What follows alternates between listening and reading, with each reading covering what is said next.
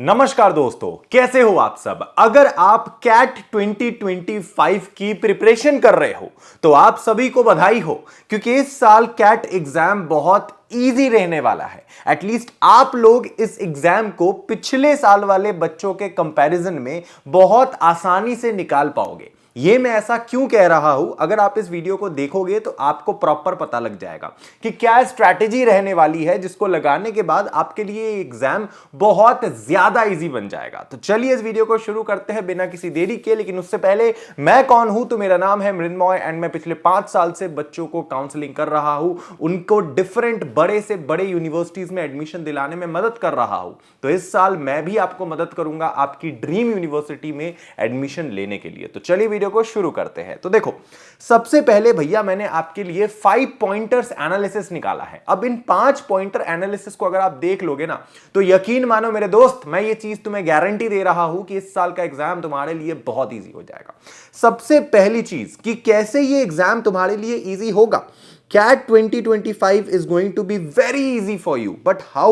कैसे ये एग्जाम आपके लिए इजी होगा, इसको समझेंगे। सबसे पहला पॉइंट है which is past trend analysis. आपको पुराने ट्रेंड को एक बार एनालाइज करना पड़ेगा। अब आप बैठोगे नहीं पुराने ट्रेंड को एनालाइज करने, ये तो बहुत लंबा टास्क है। तो मैंने आपके लिए ये चीज बहुत सिंपल कर दिया है। मेरी और मेरी टीम ने पूरा एक डेटा निकाला है, ठीक है। इसमें हमारी टीम को यह पता चला है कि जब हम पास्ट ईयर के क्वेश्चंस को उठाते हैं तो वहां पे सबसे पहली चीज पता लगती है कि कैट का जो डिफिकल्टी है वो फैसिलिटेट्स ईयरली, मतलब हर साल इसका जो डिफिकल्टी लेवल है वो बदलते घटते रहता है। ऐसा नहीं है कि एकदम स्थिर डिफिकल्टी है। आज जिस तरीके का क्वेश्चन आ रहा है, आज जितना डिफिकल्ट क्वेश्चन आ रहा है, जरूरी नहीं कल को उतना ही डिफिकल्ट क्वेश्चन आएगा। ये चीज हर साल ऊपर नीचे रहती है, क्योंकि हर साल डिफरेंट आईआईएम्स इस कैट के पेपर को कंडक्ट करते हैं। तो सबका पेपर पैटर्न अलग होता है, मतलब पैटर्न तो सेम रहता है बट डिफिकल्टी लेवल अलग होता है, ठीक है। अब बात करते हैं सबसे बड़ी चीज की। एग्जाम्पल मैं आपको दिखाता हूं। देखो, कैट 2022 में, कैट 2022 में क्या हुआ था कि जो वीएआरसी का सेक्शन था, मोटा मोटी इंग्लिश का जो सेक्शन था आप लगा लो, वो थोड़ा सा टफ आया था। एंड कैट 2023 में जो डीआईएलआर का सेक्शन है, जो रीजनिंग का सेक्शन है, वो थोड़ा ट्रिकी आया था। इसका मतलब है कि जो कैट 2025 का अगर यही ट्रेंड कंटिन्यू रहता है, तो इफ दिस ट्रेंड कंटिन्यू, तो 1 और 2 sections in CAT 2025 might be easier but for well prepared students. इस बात को आपको समझना पड़ेगा। अगर यही ट्रेंड कंटिन्यू रहता है, देखो 2022 में वीआरसी टफ आया था, लेकिन 2023 में बहुत ज्यादा टफ नहीं आया था। लेकिन 2023 में जो आपकी रीजनिंग है वो काफी ट्रिकी आई थी, बहुत ज्यादा पजल बेस्ड आया था। तो इस साल अगर सेम ट्रेंड कंटिन्यू रहता है, अगर कोई सेक्शन टफ हो कोई इजी हो, तो मैं एग्जैक्टली तो नहीं बता सकता कि कौन सा सेक्शन इजी होगा, लेकिन इतना बता दूंगा कि तीनों में से कोई ना कोई एक सेक्शन ऐसा जरूर होगा जो कि बहुत इजी होगा पिछले साल के कंपैरिजन में, ठीक है ना। इस साल ये चीज आपको और कैसे पता चलेगा, जब आप प्रीवियस ईयर क्वेश्चन को एनालिसिस करोगे, ठीक है। तो आगे बढ़ते हैं। आगे सेकंड नंबर जो स्मार्टेस्ट स्ट्रैटेजी है, जिसके थ्रू आपको पता लगेगा कि एग्जाम इजी कैसे आएगा, वो है कि आपको यह समझना पड़ेगा CAT is hard only if you prepare the wrong way. ये जो कैट एग्जाम है ना, इसका जब प्रीवियस ईयर क्वेश्चंस आप उठाओगे तो आपको पता लगेगा कि ये एग्जाम आपको तभी हार्ड लगेगा जब आप इस एग्जाम को गलत तरीके से प्रिपेयर करोगे। इस एग्जाम के प्रिपरेशन करने का सही तरीका है, बल्कि एक स्मार्ट तरीका है जिसको आपको अचीव करना पड़ेगा। अब वो कैसे, बताता हूं। देखो, डोंट मेमोराइज, कुछ भी याद करने की मत सोचो। अगर आप कैट एग्जाम में अच्छा स्कोर करना चाहते हो तो कुछ भी याद करने, रटने की कोशिश मत करो। अगर आप रटने जाओगे तो ये एग्जाम आपसे नहीं निकलेगा, ये मैं गारंटी देके बोल सकता हूं। अगर आपको इस एग्जाम को निकालना है तो you need to focus on concepts. आपको कंसेप्ट्स पे फोकस करना पड़ेगा, कंसेप्ट्स को क्लियर करना पड़ेगा, टाइम मैनेजमेंट पे फोकस करना पड़ेगा एंड स्ट्रैटेजी पे फोकस करना पड़ेगा। देखो, अगर कैट का एग्जाम ना बहुत टफ नहीं होता है, हर कोई यही बोलते हैं। जितने भी बड़े से बड़े प्रोफेसर हैं, मैं पिछले 5 साल से इस इंडस्ट्री में हूं, मैंने ना जाने कितने स्टूडेंट्स को देखा है जो कि आईआईएम्स में गए हैं, बड़े बड़े बिजनेस स्कूल्स में गए हैं। इवन जिस मैं कॉलेज में पढ़ा करता था आज से 4-5 साल पहले, उस समय मेरे कितने सारे ऐसे जानने वाले लोग थे जो कैट की तैयारी कर रहे थे। तो मुझे बहुत अच्छी तरीके से ये चीज पता है कि कैट का जो सिलेबस है वो टफ नहीं है, लेकिन कैट में इतने ज्यादा बच्चे अपीयर करते हैं और इतनी कम सीट्स होती है आईआईएम्स के अंदर, बड़े बिजनेस स्कूल्स के अंदर जो भी कैट एक्सेप्ट करते हैं, कंपटीशन वहां बढ़ जाता है। तो कैट में आप सारा क्वेश्चन सही कर लोगे तो आपको मतलब फुल मार्क्स लाके आप कैट में नहीं चले जाओगे। ऐसा नहीं होता है कि मान लो कि 20 क्वेश्चन आ रहे हैं, मान लो कि VARC है, इसमें अगर 20 क्वेश्चन आ रहे हैं और हर क्वेश्चन अगर 3 मार्क्स का है तो 60 मार्क्स का पेपर हो गया। अब 60 में से 60 लाओगे तभी आपका, ऐसा नहीं है कि इस एग्जाम ये एग्जाम निकलेगा तभी आपको 100% आएगा, नहीं। एग्जाम की डिफिकल्टी लेवल मैटर करती है। अगर डिफिकल्टी लेवल बहुत ज्यादा टफ होती है और आपके पूरे बैच में जो हाईएस्ट स्कोर करने वाला बच्चा होता है वो 40 होता है और आपको भी अगर 40 में से 35 चला आता है तो भी आप 90% से ज्यादा स्कोर कर दोगे। जरूरी नहीं है 60 में 60 लाना पड़ेगा, आपको जो क्वेश्चन नहीं आता है उसको छोड़ने भी आना चाहिए, तभी आप नेगेटिव मार्किंग से बचोगे। एंड आपको अपने हिसाब से जो सबसे स्ट्रॉन्गेस्ट पोर्शन है उसको और स्ट्रॉन्ग करना है। सिंपल सी बात है। आपको क्या करना है, सबसे पहले आपको क्या करना है कि हाई वेटेज टॉपिक को उठाना है। जो भी टॉपिक्स ऐसे हैं जिसमें से हाई वेटेज क्वेश्चन आते हैं, जो मतलब जिस टॉपिक में से सबसे ज्यादा क्वेश्चंस अगर निकल कर आ रहे हैं तो उस टॉपिक पे आपको सबसे ज्यादा फोकस करना है। फॉर एग्जांपल VARC की जब हम बात करते हैं तो उसमें रीडिंग कॉम्प्रिहेंशन बहुत ज्यादा आता है, तो रीडिंग कॉम्प्रिहेंशन को आपको बहुत ज्यादा स्ट्रॉन्ग करना पड़ेगा। आपको टाइम टू टाइम न्यूज़पेपर पढ़ने पड़ेंगे, आर्टिकल्स पढ़ने पड़ेंगे, वैसे न्यूज़पेपर पढ़ने पड़ेंगे जो आपको कहीं से भी बहुत ज्यादा मतलब इंगेज ना कर दे। आपको ऐसे डिफिकल्ट से डिफिकल्ट रीडिंग लगाने पड़ेंगे, न्यूज़पेपर पढ़ने पड़ेंगे जिसमें आप बहुत ज्यादा बोर हो रहे हो, लेकिन जबरदस्ती आपको पढ़ना पड़ेगा, तभी जाके आपकी वोकैबुलरी शार्प होगी। आप और करंट अफेयर से अपडेटेड रहोगे तो कल को जाके GD में किसी मुद्दे पे बात कर पाओगे, है ना। इसीलिए आपको ऐसे दिमाग लगाना है। सेकंड, आपको अंडरस्टैंडिंग द क्वेश्चन पैटर्न, आपको क्वेश्चंस के पैटर्न को समझने में अपना दिमाग खटाना है। क्वेश्चन किस प्रकार का आ रहा है, किस लेवल का आ रहा है, किस डिफिकल्टी लेवल में आएगा, ये सब बातें आपको ध्यान रखनी है।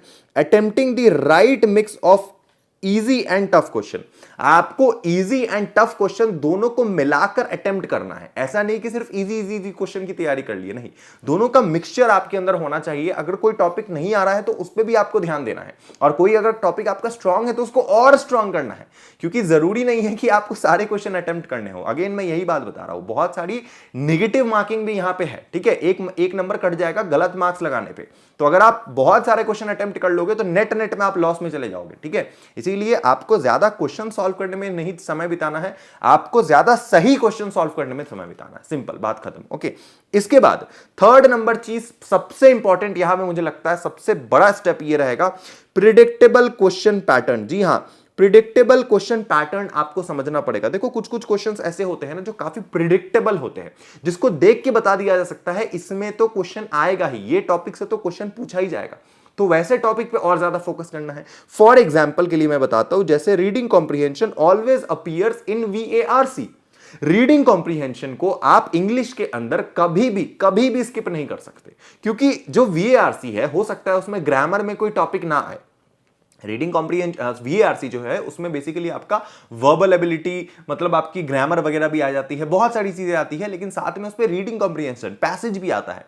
तो आप एक पल को अगर आपका मान लो कि फॉर एग्जांपल वर्बल एबिलिटी जो है, ग्रामर है, वो थोड़ा कमजोर है, मान लेते हैं, तो भी आपका एग्जाम में चल जाएगा। लेकिन अगर आपका रीडिंग कॉम्प्रिहेंशन ही वीक है तो आप इस एग्जाम को नहीं क्लियर कर पाओगे। तो रीडिंग कॉम्प्रिहेंशन बहुत ज्यादा प्रिडिक्टेबल है कि ये तो आएगा ही, तो इस पे आपको बहुत फोकस बढ़ाना है, ठीक है। ये तो क्लियर कट दिख रहा है, हमें सीधा दिख रहा है, ठीक है। इसके बाद सेकंड नंबर चीज की arithmetic is crucial in quant में अर्थमेटिक आएगा ही आएगा। क्वांट में अगर हम अर्थमेटिक की बात करें तो अर्थमेटिक आएगा, तो आपको अर्थमेटिक टॉपिक से फेमिलियर होना पड़ेगा। ये आपके लिए बहुत बहुत ज्यादा जरूरी है, ये तो साफ दिख रहा है कि ये तो आएगा ही, तो इस पे आपको बहुत ज्यादा जोर लगाना है। एंड तीसरा, जब हम DILR की बात करते हैं तो DILR में क्या है कि आपको थोड़ा सा पास्ट ईयर पेपर्स को एनालाइज करना पड़ेगा कि पिछले साल कैसे कैसे टॉपिक से आए थे, ठीक है ना। सबसे पहले एनालाइज पास्ट ईयर पेपर, उसके बाद आपका predict important topics and then prepare. तो बेसिकली जो DILR है वो आपका काफी सालों से एक सिमिलर पैटर्न फॉलो करता है। एक जो पजल बेस्ड क्वेश्चन है, रीजनिंग, वो सेम टू सेम पिछले काफी सालों से रिपीट होते हुए आ रहे हैं, तो वो चीज पे आपको बहुत ज्यादा फोकस करना है, ठीक है। इतना आप समझ गए। इसके बाद स्टेप नंबर 4। अब स्टेप नंबर 4 में आपको और अच्छे से समझाऊंगा, लेकिन उससे पहले एक बहुत बड़ी गुड न्यूज आपको दे दूं कि भैया अगर आपको इंडिया के टॉप कॉलेज से MBA करना है without giving any entrance exam, अगर आपको IIM नहीं जाना, अगर आपको कैट नहीं देना है, बट स्टिल अगर आपको IIM जाना है या फिर IIM जैसे बड़े बिजनेस स्कूल्स में जाने हैं, तो भैया आप कॉलेज विद्या को चेकआउट करो ना। कॉलेज विद्या का जो वेबसाइट का लिंक है इस वीडियो के डिस्क्रिप्शन कमेंट में मैं गिवन है, जाइए उसको क्लिक कीजिए। ये है कॉलेज विद्या का वेबसाइट। किस पे आ जाओ। अब क्या है कि मैं कॉलेज विद्या का एक ऑफिशियल पार्टनर हूं। अब इससे क्या है कि being a trusted and verified partner of college Vidya, I can suggest you some more and some famous colleges जो कि आज के समय बिना किसी एंट्रेंस एग्जाम के आपको एमबीए में एडमिशन दे रहे हैं। तो आपको कुछ नहीं करना है, इस वेबसाइट में आना है एंड यहां पर आके अपनी डिटेल फिल करनी है, अपना यूजर नेम वगैरह डाल के अपना साइन अप करना है, अपना फोन नंबर, ईमेल आईडी, जो भी कोर्स आपको करना है, जितनी भी सैलरी एक्सपेक्टेशन आपको है, जो भी डिटेल है आपका पर्सनल, आप डाल के यहां पे लॉग इन कीजिए कॉलेज विद्या के वेबसाइट पे। यहां पर आने के बाद आपको पीजी कोर्सेज ऑप्शन दिखेगा। अब पीजी कोर्सेज में आपको online MBA, executive MBA for working professional भी मिल जाएगा, ऑनलाइन एमबीए प्लस डॉक्टरेट भी मिल जाएगा। ये सारे कोर्सेज आपको मिल जाएंगे। इवन 1 ईयर ऑनलाइन एमबीए भी आप कर सकते हो घर बैठे बैठे। इसका फायदा पता है क्या है? एंट्रेंस एग्जाम नहीं देना पड़ेगा, फीस कम लगेगी, ईएमआई मिल जाएगा, स्कॉलरशिप मिल जाएगा। मेरे लिंक से जाओगे तो 100% प्लेसमेंट असिस्टेंस प्रोग्राम मिलेगा, ये मैं गारंटी देता हूं। और सबसे बड़ी बात कि आपको ब्रांड का ठप्पा लग जाएगा आपके नाम के आगे, है ना। आप किसी बड़े ब्रांड यूनिवर्सिटी से निकलोगे, बड़े बिजनेस स्कूल से निकलोगे एमबीए करके बिना किसी एंट्रेंस एग्जाम के। तो वो कैसे? यहां पे जैसे ऑनलाइन एमबीए है, इस पे आप सिंपली क्लिक करोगे। अब यहां पे कॉलेज विद्या आपको रिकमेंड कर देगा जो भी बड़े से बड़े ऑनलाइन यूनिवर्सिटीज होंगे, इंस्टीट्यूट्स होंगे जो आपको ऑनलाइन एमबीए प्रोवाइड कर रहे होंगे घर बैठे बैठे। तो आप इस वेबसाइट पे आइए, यहां पर आपको सब कुछ दिखेगा। इवन आईआईएम इंदौर भी यहां पे है, तो आप आईआईएम इंदौर पे क्लिक करेंगे, आईआईएम इंदौर का आपको पूरा डिटेल खुल जाएगा। आप सोचो, आप आईआईएम इंदौर से ऑनलाइन एमबीए कर पाओगे। आपका सर्टिफिकेट कुछ इस प्रकार दिखेगा, ये सैंपल सर्टिफिकेट भी आपको दिखेगा। देखो यहां पे है Indian institute of management Calcutta, यहां पे कुछ सर्टिफिकेट आपका इस प्रकार दिखेगा। जब आप आईआईएम से ऑनलाइन एमबीए करके निकलोगे तो हो गया, आईएम में आपका सिलेक्शन हो गया बिना किसी एंट्रेंस एग्जाम के, है ना। उसके बाद आप देखो यहां पे कि किस प्रकार का आपका कोर्स का करिकुलम होगा, ये सब आप देख सकते हो, सिलेबस देख सकते हो, फीस आपका कैसा लगेगा वो भी आप देख सकते हो, एलुमनाइज की रिव्यू क्या है वो भी देख सकते हो, and even placement Google, Accenture, Deloitte, HCL, IBM, Infosys, KPMG, Microsoft, Reliance, Tata Motors, TCS, ऐसे बड़े बड़े एमएनसीज में आपको जॉब लग सकती है। 100% प्लेसमेंट असिस्टेंस मैं करवा के दूंगा आपको, स्कॉलरशिप आपको मिल जाएगी, घर से सारी पढ़ाई होगी, आपका डुअल डिग्री कोर्स भी हो जाएगा, आप घर बैठे बैठे पूरी की पूरी डिग्री ले लोगे एमबीए की। ये सारी फैसिलिटी आपको घर बैठे मिल जाएगी। तो करो ना भैया, यहां पर आके अप्लाई टू यूनिवर्सिटी पे क्लिक करोगे, सिंपली आपका इसके थ्रू कॉलेज विद्या से किसी भारत के टॉप यूनिवर्सिटी, बड़े बिजनेस स्कूल में एडमिशन हो जाएगा ऑनलाइन एमबीए। घर बैठे बैठे एमबीए कर लोगे, और क्या चाहिए। And trust me bro, Covid के बाद से ये जो ऑनलाइन एडमिशन का जो चलन चला है, ये जो ऑनलाइन एजुकेशन जिस तरीके से बूम पे जा रहा है, this is going to be the next future of education. So please do not miss this at any cost. Okay, आगे बढ़ते हैं। अब आगे आते हैं यहां पे स्टेप नंबर 4 पे। अब स्टेप नंबर 4 जो है, इसको ध्यान से समझना। यहां पे क्या है कि टॉपर्स का जो है ये सीक्रेट मंत्र मैं आपको बता रहा हूं, ध्यान से देखना। टॉपर्स का सीक्रेट मंत्र क्या है, ध्यान से देखिए। 99 percentile students don't solve everything, they solve the right question। ये सबसे पहला टॉपर्स का मंत्र है, एंड यही बात मैं आपको बता रहा हूं। हर क्वेश्चन सही करने के पीछे मत भागो, हर क्वेश्चन बनाने के पीछे मत भागो, जो भी क्वेश्चन बनाओ उसको सही तरीके से बनाने के पीछे भागो। सिंपल सा उपाय, बस इतना ही आपको दिमाग लगाना है। 99% जितने भी टॉपर स्टूडेंट्स हैं ना, जितने भी लोग जो 95 परसेंटाइल से ऊपर स्कोर करते हैं, सबका मंत्र यही है कि उनको हर क्वेश्चन नहीं बनाना है, जो क्वेश्चन नहीं आता है उसको जाने देंगे, नेगेटिव मार्किंग में नहीं जाएंगे। एंड सबसे बड़ी बात है कि भैया जो भी क्वेश्चन बनाएंगे वो सही बनाएंगे, जिससे क्या है कि 90 परसेंटाइल से ज्यादा स्कोर करने के आपके चांसेस बढ़ जाएंगे। तो यहां पे आपको क्या करना है, बेसिकली फोकस ऑन कॉन्सेप्ट्स पे फोकस करना है, नॉट रोट लर्निंग। कुछ भी बैठ कर रटना नहीं है। एनालाइज मॉक्स, जितना हो सके उतना ज्यादा मॉक्स आपको एनालाइज करना है, नॉट जस्ट सॉल्व देम। आपको उसे सॉल्व नहीं करना है, उसको एनालाइज भी करना है। Study selectively, know what to skip. आपको यह पता होना चाहिए कि जो टॉपिक मुझे पढ़ना है इसमें से कौन सा टॉपिक मुझे स्किप करना है, कौन सा टॉपिक मुझे पढ़ना है। शुरुआती दौर में अगर आपके पास समय बहुत है, अगर आप फरवरी महीने से ही चालू कर रहे हो प्रिपरेशन, तो आप पूरा पढ़ो, पूरा A to Z एवरीथिंग। लेकिन अंत में जाकर अगर आपको लगे कि कोई टॉपिक मेरा दिमाग खा रहा है एंड ये टॉपिक पे मेरा समय वेस्ट हो रहा है, except like topics like VARC में रीडिंग कॉम्प्रिहेंशन, मैथमेटिक्स की जब हम बात करें तो अरिथमेटिक, ये सब टॉपिक को छोड़ के अगर कोई टॉपिक ऐसा है जो आपका दिमाग खराब कर रहा है, आपके पास समय नहीं है, तो उसे छोड़ देना भलाई है। उसके जगह उस टॉपिक पे फोकस करो जो आपका और ज्यादा स्ट्रांग है, तब जाकर ये एग्जाम की निकलने की प्रोबेबिलिटी आपकी बढ़ जाएगी। इस तरीके से आपको बच्चों की तरह एक एक चीज पूरे इंडस्ट्री में कोई नहीं समझाएगा जिस तरीके से मैं समझा रहा हूं। तो इस बात के लिए कमेंट, एक लाइक जरूर बनता है, ठीक है। आगे बढ़ते हैं। आगे यहां पे आखिरी 5th नंबर स्टेप क्या है, ध्यान से सुनना।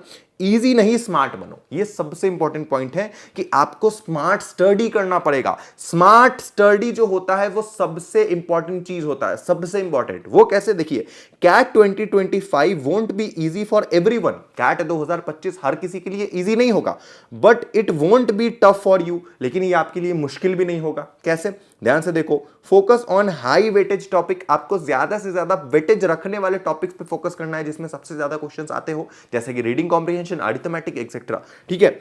Improve weak area. जो एरिया आपका वीक है उसको अभी से इंप्रूव करने की चालू करो। और कौन सा एरिया आपका वीक है ये कैसे पता चलेगा, ये पता चलेगा जब आप ज्यादा से ज्यादा प्रीवियस ईयर के क्वेश्चन सॉल्व करोगे, ज्यादा से ज्यादा मॉक सॉल्व करोगे, तब आपको आपको तब अपनी औकात पता चलेगी कि कौन से जगह पे आप सबसे ज्यादा कमजोर हो और उस पे ज्यादा फोकस करना शुरू करोगे, है ना। तो इसीलिए मॉक टेस्ट देना बहुत जरूरी है। Give timed mock test and learn from mistake. आपको क्या करना है कि जितना ज्यादा हो सके टाइम लगाकर टाइमली मॉक टेस्ट देना शुरू करो। जितना हो सके उतना मॉक टेस्ट दो, एंड उस मॉक टेस्ट में जो गलतियां हुई है उससे सीखने की कोशिश करो। पहले जब आप मॉक टेस्ट लगाओगे तो हो सकता है 2 घंटे का पेपर आपसे 3 घंटे में बने, 2 घंटे का पेपर 4 घंटे में बने। लेकिन जब आप कंटिन्यूअसली 1 2 3 4 5 6 हफ्ते लगाना शुरू कर दोगे तो एक टाइम ऐसा भी आएगा जब 2 घंटे का पेपर आपसे 1 घंटे में बन जाएगा। इसकी गारंटी है। बस ध्यान रखना कि जो भी गलती आप कर रहे हो उससे सीखो एंड उसको इंप्रूव करो। Simple. Okay. Third and last चीज है कि stay consistent, small daily effort big result. Okay, big result. Okay, सबसे बड़ी बात है कि आज फरवरी के महीने में मैं ये वीडियो बना रहा हूं, 4 फरवरी 2025 अभी चल रहा है। ठीक है। अभी से भी अगर डेली आपने 4 घंटा दिया, डेली अगर आपने 4 घंटा दिया तो इस एग्जाम को आप क्रैक कर लोगे। इसकी मैं गारंटी दे रहा हूं। वो कैसे, गारंटी दे रहा हूं, कर लोगे। क्योंकि मेरे चैनल पर आप बने रहो, एक एक चीज जब भी आएगा अपडेट मैं डिटेल में बताऊंगा, इसका मैं वादा कर रहा हूं। और आने वाले टाइम पे आपको मैं कोर्सेज भी प्रोवाइड करूंगा, इसका भी मैं वादा कर रहा हूं। बस आप इस चैनल पर बने रहो। एक एक मॉक टेस्ट कैसे बनाना है, सॉल्व करना है, क्या चीजें हैं, क्या स्ट्रैटेजी है, क्या अपडेट्स है, सब बताऊंगा इसी चैनल पर। बस आपको क्या करना है कि आप 2-3 चीजें रट लो कि आपको हर क्वेश्चन सॉल्व करने के पीछे नहीं भागना है। जो भी क्वेश्चन सॉल्व करना है उसको सही तरीके से सॉल्व करना है। एंड तीसरा कि सबसे ज्यादा वेटेज रखने वाले टॉपिक पे आपको बहुत फोकस करना है। बस इतना कर दोगे एग्जाम निकल जाएगा। बाकी नहीं भी निकला तो भी कॉलेज विद्या के थ्रू किसी भारत के टॉप यूनिवर्सिटी में एमबीए कर सकते हो, उनके ऑनलाइन मोड पे। एंड अभी भी जाकर एडमिशन ले सकते हो अगर आपका ग्रेजुएशन हो चुका है या फिर आप अपने फाइनल ईयर में हो। तो अभी इस वीडियो के खत्म होते होते आप कॉलेज विद्या के थ्रू किसी कॉलेज में भी अप्लाई कर सकते हो। बाकी चैनल पर जरूर बने रहना। आई प्रॉमिस कि आपका ये एग्जाम जरूर निकलेगा। शुक्रिया वीडियो देखने के लिए दोस्तों। मिलते हैं अगले वीडियो में। Love you, tata, bye bye, Jai Hind.